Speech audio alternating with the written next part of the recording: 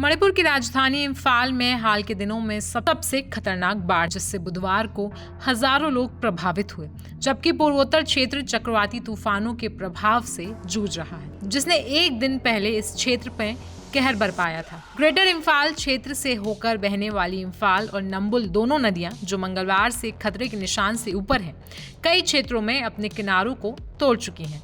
बाढ़ के कारण कई सारे इलाकों में पानी भर गया है। यहाँ तक कि बाढ़ के कारण इलाके के 2 लोगों की मौत भी हो गई है और अभी भी कई सारे इलाकों में बचाव कार्य जारी है।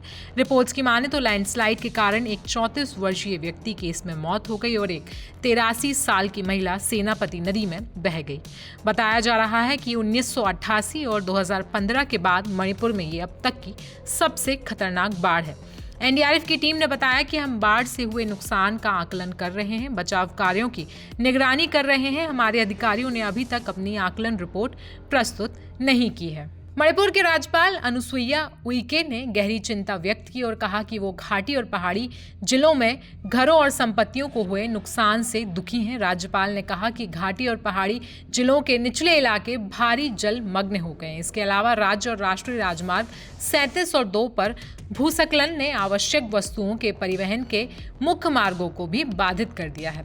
आपदा प्रबंधन अधिकारी ने कहा कि बुधवार को बड़ी संख्या में एनडीआरएफ के जवान पहुंचेंगे। साथ ही भारतीय वायुसेना द्वारा इस्तेमाल किए जाने वाले उपकरण भी चल रहे बचाव कार्यों में सहायता के लिए पहुंचेंगे।